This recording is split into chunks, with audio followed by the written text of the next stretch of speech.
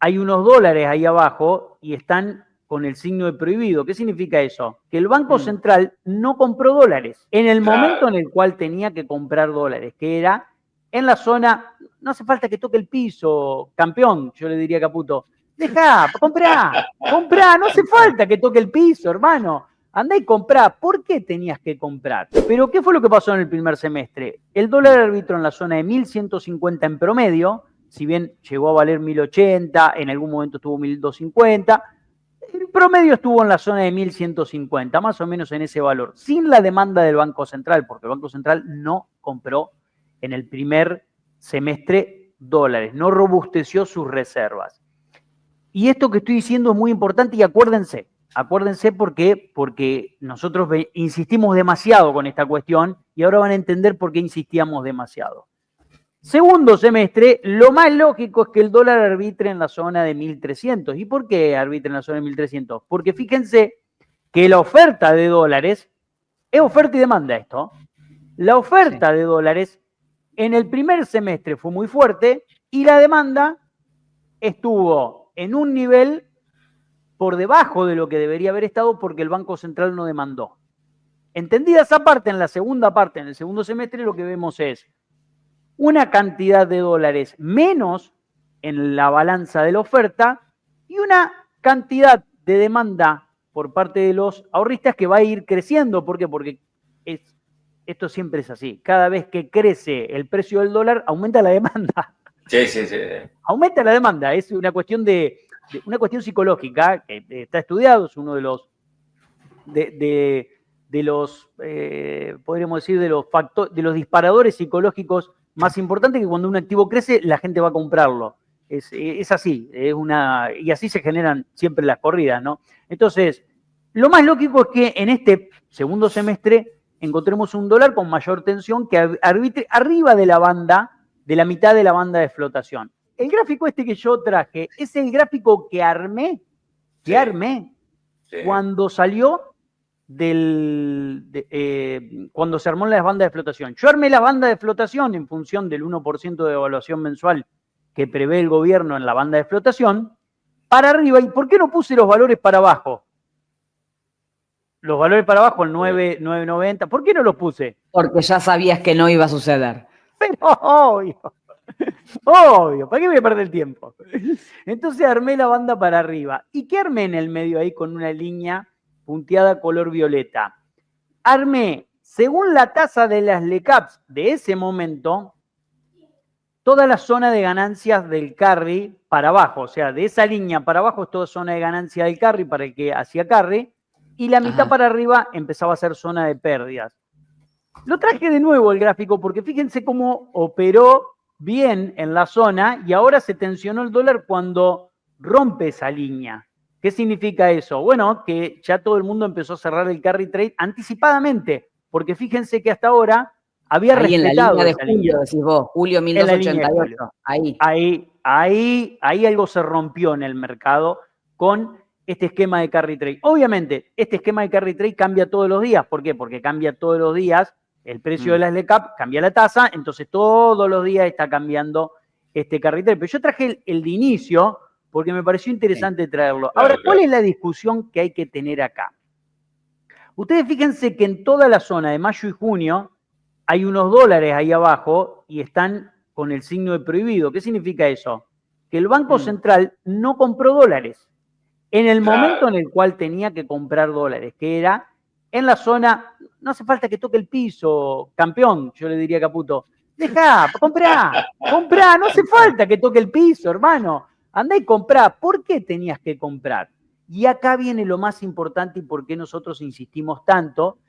Durante todo el tiempo decíamos, es importante que compre para robustecer la reserva, para mostrar que esas reservas que tenés te van a permitir repagar la deuda si tenés la eventualidad de que no podés salir al mercado de valores o a colocar deuda en el exterior, o si colocás deuda en el exterior, una parte vas a usar, vas a tener que pagar cash. Pero además, era importante que acumules reservas porque cada dolarito de reservas que vos acumules es tuyo.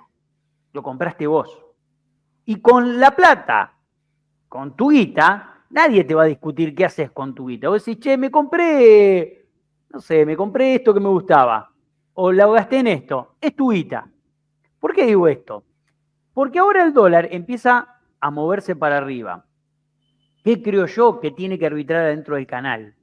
Tiene que arbitrar adentro del canal. Me parece que tiene que arbitrar adentro del canal. ¿Por qué? Porque las posiciones compradoras y vendedoras aparecen los incentivos al carry, el gobierno también está utilizando el dólar futuro para bajar el dólar futuro y que se entren en las LECAPs los inversores internacionales y que compren el dólar futuro para hacer el sintético. Entonces yo creo que tiene que arbitrar, el gobierno tiene herramientas para que arbitre dentro de las bandas. Mati, la semana pasada veíamos también, no sé si puede intervenir positivamente el pago a los bonistas. Bueno, el pago a los comitentes. Muy buen punto. El pago a los bonistas debería reinvertirse en instrumentos argentinos. Lo que sí está ocurriendo es que el pago a los bonistas se está reinvirtiendo. Muchos están reinvirtiendo en obligaciones negociables, está bien, y muchos se van a invertir en otro tipo de instrumentos. Así que hay que ver ahí cómo sigue eso. Pero volvamos al gráfico un segundo, Claudio, que te comento una cuestión muy importante. Ahora ven arriba de la banda, ¿qué pasa si yo puse ahí por arriba de la banda? Obviamente no va a ir arriba de la banda, ¿por qué? Porque el Banco Central tiene el compromiso de intervenir en el límite de la banda superior. Si eventualmente ocurriera que el dólar toque el techo de la banda, insisto, el gobierno tiene y el Banco Central tienen herramientas para que eso no ocurra y tienen capacidad de fuego para que no ocurra que toque el techo de la banda con el incentivo del carry trade, pero si eventualmente ocurriera, no estoy diciendo que va a ocurrir, te toca el techo de la banda, ¿qué tiene que hacer el Banco Central? Si toca el techo. Intervenir. Sí, intervenir. Vender, claro. ¿Vender? ¿Dólares de qué? ¿Dólares qué? Que no compró. Como no los compró, porque si hubiera comprado esos dólares, sale e interviene y nadie le puede decir nada, porque dice yo con mi plata hago lo que quiero. Porque en definitiva los compré yo a esos dólares. Ahora, es como la etapa en donde tenés que acumular, la primera etapa donde tenés que acumular recursos para enfrentar lo que se viene en la segundo semestre. Como el Banco Central no acumuló dólares, si interviene en el techo de la banda, lo cual sería para mí muy grave, no es grave que intervengas con tu dinero, es grave que intervengas con dólares prestados. Eso es lo que yo pongo ahí como una gran alerta al sistema. ¿Por qué? Y lo pongo en alerta roja, porque a mi criterio el FMI te puede llamar y te puede decir, este no era parte del acuerdo. Yo te permití que no compres durante todo el periodo para que vos tengas un resultado inflacionario por debajo, pero también te advertí que si tenías que tocar el techo de la banda, no lo vas a hacer con mi plata. Pero ahora Caputo dijo que está comprando 400 palos y tomaron deuda justamente para que ya compraron para las reservas. Es deuda, no es tuya. Si compraron para reservas, es una cosa. Si es deuda, no es tuya. Entonces, ¿qué es lo que quiero decir con esto? Que al FMI no le va a gustar nada, no le gustó nada que no compre dólares. ¿Por qué? Porque el FMI sabía y tenía muy en claro que si en el segundo semestre hay tensión electoral, de cierre de carry, de lo que sea, el Banco Central iba a tener que intervenir, iba a tener que garantizar el dólar en el techo de la banda y lo tenía que hacer con plata que acumuló, no con la plata del FMI. El FMI se va a llenar de preguntas acá y va a decir, che, bueno, ¿cómo sostenemos esto? No estoy diciendo que esto vaya a ocurrir, es potencialmente una de las posibilidades. Entonces, como es una de las posibilidades, por eso nosotros decíamos que el Banco Central tenía que acumular dólares y por eso decíamos que el riesgo país va a bajar si acumulás dólares. ¿Por qué? Porque vos ves un Banco Central más sólido para sostener el esquema de bandas si acumula dólares. Y a mí, como inversor, me genera la duda de qué hará el FMI si en algún momento el Banco Central está vendiendo dólares que le prestó para que le devuelva la plata que le tiene que devolver el año que viene. Sí, está claro cuál es tu... Todo este esquema me preocupa, me preocupa y por eso nosotros insistimos tanto con la compra de dólares por parte del Banco Central. Íbamos hacia o sea, el gobierno decía, Banco Central no interviene, no compra ningún dólar, los ve pasar porque el principal objetivo era una desinflación fuerte, contundente, que llega al 1%, y lo que estamos viendo en este segundo semestre es que romper el piso del 1% de momento en el corto plazo no estaría pasando, ¿no? Se pica un poco más y efectivamente no llegaste a ese objetivo al que querías, que es una inflación muy, muy baja, y que lo estabas haciendo, o sea, y que no estabas comprando dólares para llegar a ese objetivo que finalmente no está llegando porque te complicó un poco el panorama, porque no acumulaste reserva. Es muy bueno el punto, Pau, porque todo está encadenado. Al mismo tiempo, para bajar el 1% de inflación al 1% de inflación mensual, pisaste todo lo que pudiste salario, se te cae la economía, no hay recuperación de la actividad económica, entonces te encontrás, y no es nada, y en vistas de acá a la elección o más allá de la elección, vos decís, ¿cuál es el panorama? Y la actividad se va a seguir resintiendo, el proceso inflacionario encontró un piso probablemente, quizás haya algún rebote, ¿por qué? Y bueno, porque quizás en el mercado empieces a encontrar un ajuste de precios. Yo creo que este tipo de corrección que se produjo en el tipo de cambio quizás no tenga el traslado a precios que todos esperan, claro. Quizás no lo tenga, ojalá. Vos estabas de vacaciones, Batista, pero acá comenté que las empresas formadoras de precios de consumo masivo, hasta 1.300, todo lo que son productos de básicos, no tenían previsto sacar nuevas listas de precios. Sí, otros alimentos, digamos que no son los... Hasta 1.300, ¿no? Vamos a ver si se cumple eso o no. No, me parece perfecto. Una cosa son lo que dicen las empresas, fabricantes, incluso otra cosa son, por ejemplo, ¿qué pasa, por ejemplo, si aumenta el precio de la harina, ¿no? Por la suba del dólar, y quisiera ver después a una fabricante de fideos decir, no, deja, yo te lo absorbo. Sí, bueno, ahí ¿no? Tienes un problema con maíz y trigo, el impacto que... Está bien que ahora subieron las retenciones, entonces las retenciones te ofician como un elemento de baja del precio en el mercado local. Entonces ahí tenés un elemento a favor que te puede jugar, ¿no? Que le está jugando a favor la intervención en materia de retenciones al gobierno. Sí. Está jugando a favor.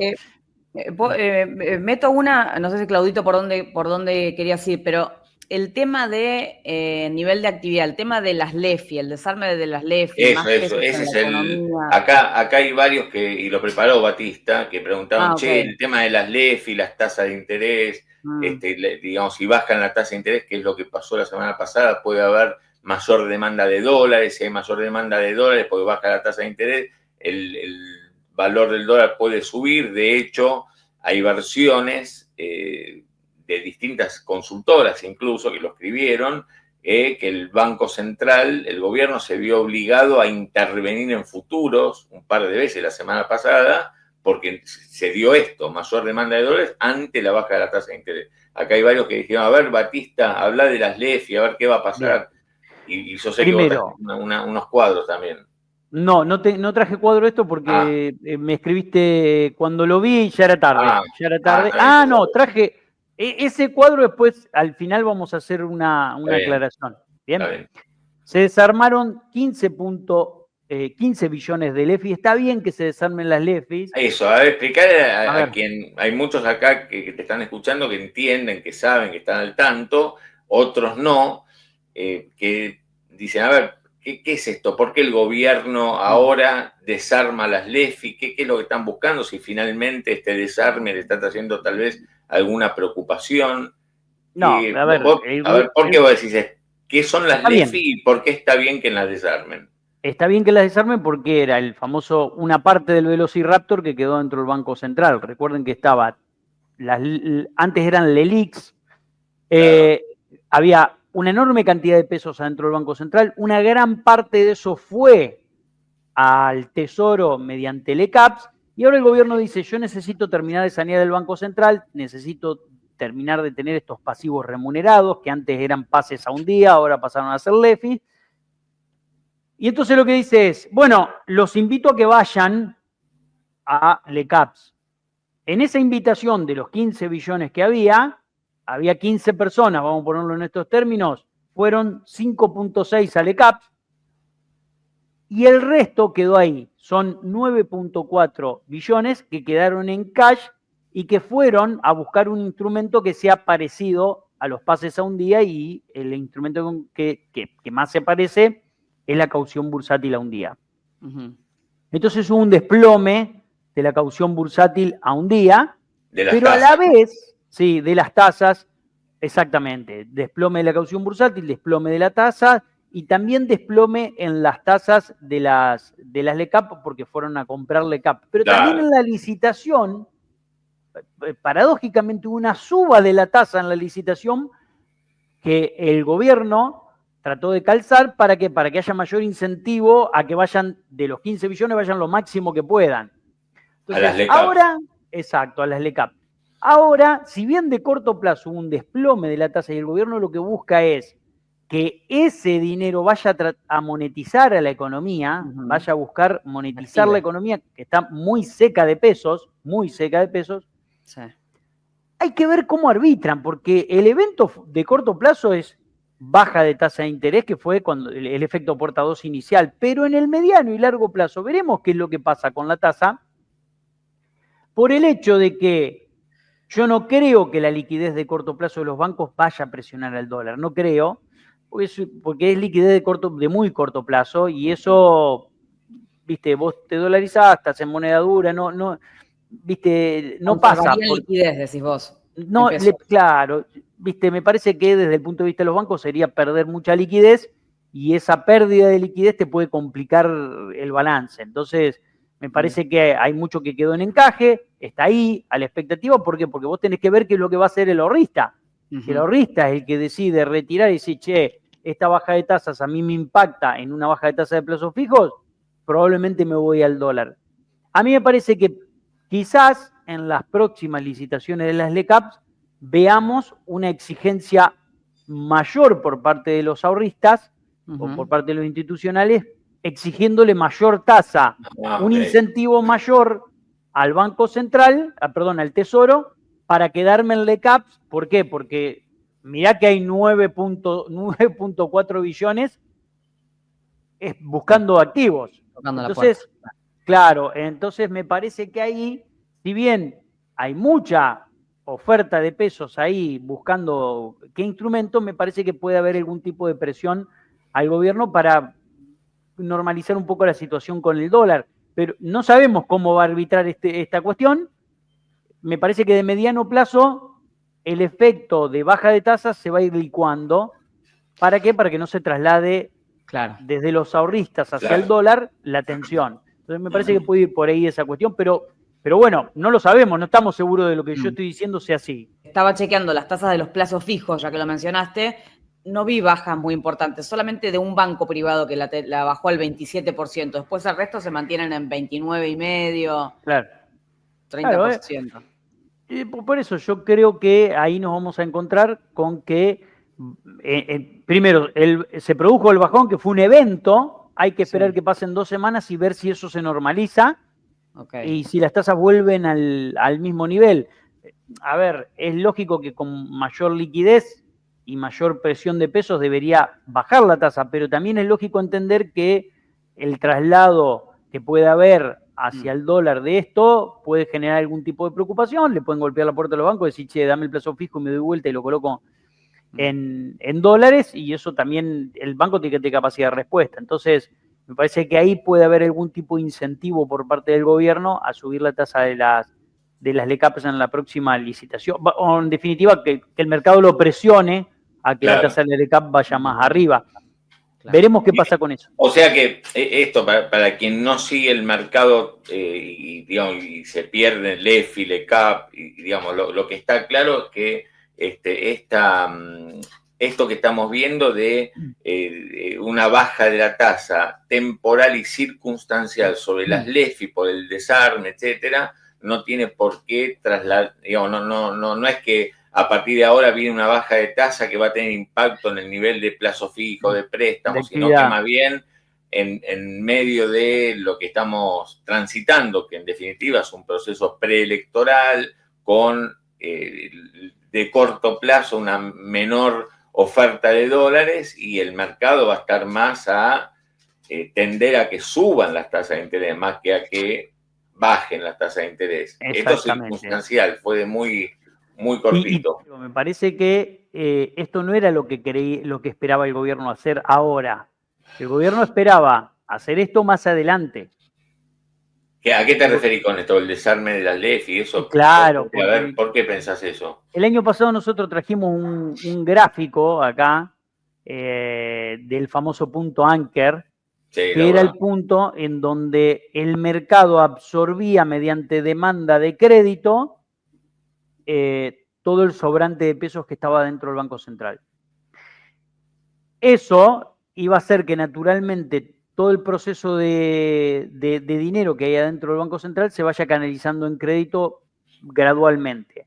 Eso venía ocurriendo, pero la demanda de crédito se empezó a estancar y el gobierno decidió sacar a la calle estos 15 billones, sacar a la calle, digamos, llevar una parte... el gobierno buscó que gran parte vaya al ECAPS, pero bueno, 9.5 billones no fueron al ECAPS, entonces el gobierno me parece que apuró esta jugada porque se dio cuenta que la economía se le quedó sin pesos y que eso le está complicando la actividad económica. Entonces, hay un cambio de planes ahí, podríamos decirlo así. Sí. No, y yo antes de que vos entraras comentaba que los últimos datos, los de junio, vienen mixtos, si se quiere, en términos de, viste, todavía no hay datos concretos de qué pasó en junio, pero si uno toma la CAME, uno toma lo que están pasando, lo que me comentan desde los supermercados, incluso de las empresas fabricantes, junio no fue un mes de, mira,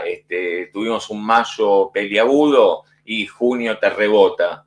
No, junio fue flojo, como fue flojo mayo, como fue flojo abril.